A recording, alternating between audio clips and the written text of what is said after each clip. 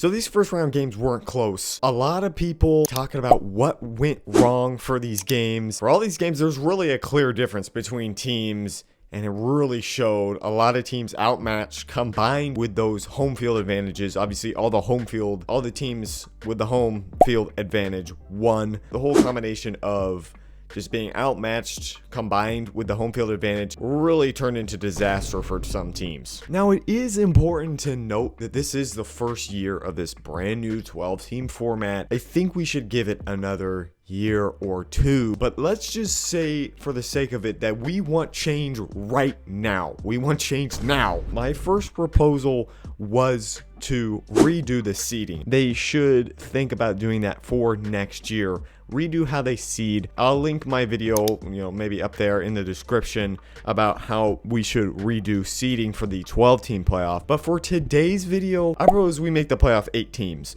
We got 8 teams right now in the quarterfinals. These first round games, they really didn't seem that necessary. And really, I think 8 teams is a nice between obviously 4 and 12. You can get your 5 highest ranked conference champions in, and 3 more at-large bid teams that maybe lost their conference championship, but maybe they have 1 or 2 losses. For this year, let's run through what an 8-team playoff would look like. We got number 1 Oregon, number 2 Georgia, number 3 Texas, number 4 Penn State, number 5 Notre Dame, then number 6 would be Boise State, number 7 would be Arizona State, and number 8 would be Clemson. Boise State, Arizona State, and Clemson all get in because they still are conference champions. We still got to give, I think, each conference a chance.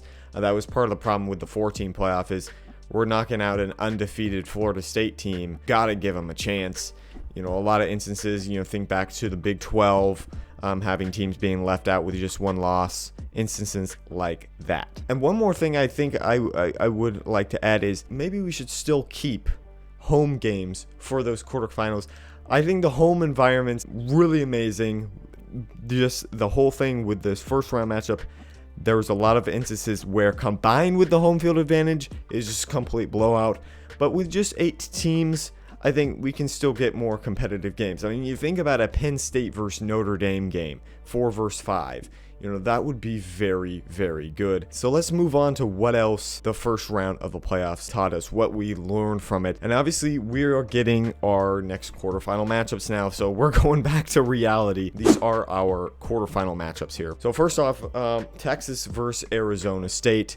This one might be another blowout. We saw Texas be able to handle Clemson. They had a little bit of trouble early, but they were able to calm down, run the ball very, very well, and they were able to stop the run very well, which might be a real problem for Arizona State. We know Arizona State's bread and butter is Cam Scatterboot. If Texas can stop that run, Arizona State's going to be in deep trouble. So Arizona State's going to need to get creative on offense. We saw them get a little creative even in that Big 12 championship game when they blew out Kansas State. So next we got Notre Dame versus Georgia this is a 2 versus 7 quarterfinal matchup. Sugar Bowl. I think this one's going to be a hard-nosed classic.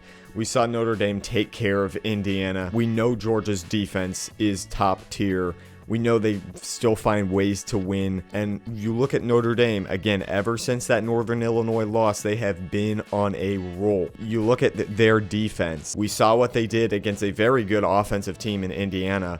Now they're playing a Georgia team who's going to probably have a backup quarterback in there. That's going to make it really interesting. For the Rose Bowl, we got Oregon versus Ohio State. A great rematch. This will be the number 1 game of the quarterfinals. I mean, rematch, Rose Bowl, classic.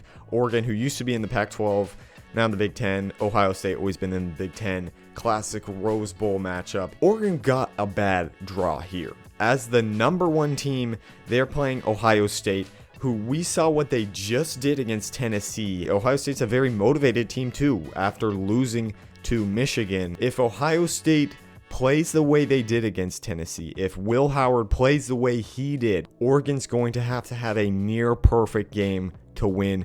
This is going to be peak. This is going to be a peak matchup. I cannot wait. Penn State versus Boise State for the Fiesta Bowl. Simply because it's a Fiesta Bowl, I like Boise State chances even more.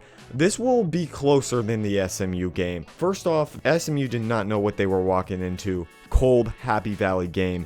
got off to a bad start, and it just started to snowball. This is another one where Boise State, very good running back, obviously Ashton Jeanty should have won the Heisman. He'll be motivated against a very good run defense. We know that front seven that Penn State has is one of, if not the best front seven in college football. Here are my picks for these quarterfinal matchups. I'll go back from the top. Texas versus Arizona State. While I am a big Arizona State fan, I would love to see Arizona State. It's just too big of a mountain to climb. You look at this Texas team, they just have too much talent everywhere. Notre Dame versus Georgia. This is where I'm picking an upset. I think Georgia's favored by a point. Notre Dame looked very good against Indiana.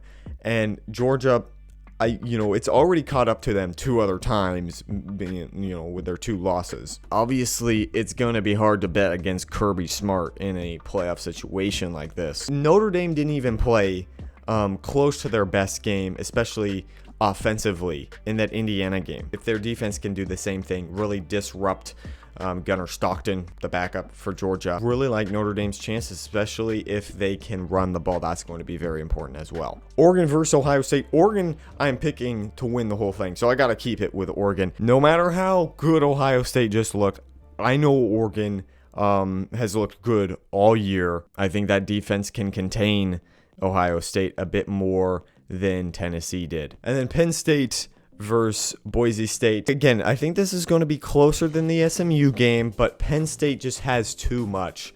And again, this is a game where James Franklin's going to be favored. He usually does a lot better against teams lesser than Penn State. Offensively, I think they're going to be able to do what they want. And then on the defensive side, stop Ashton Jeanty at all costs. It's going to be difficult, but if there's any defense that can do it, I think you got a Penn State defense, this kind of defense, Abdul Carter leading the way. It's got to be that Penn State defense to stop Ashton Jeanty. I think that one's going to be a close game, though. Watch out for that one. What did you guys learn from this first round of the playoffs? Let me know down in the comments below. Make sure to subscribe too. A lot of you guys who are watching aren't even subscribed, so if you're liking the content, make sure to go down and subscribe. Thanks for watching. Peace.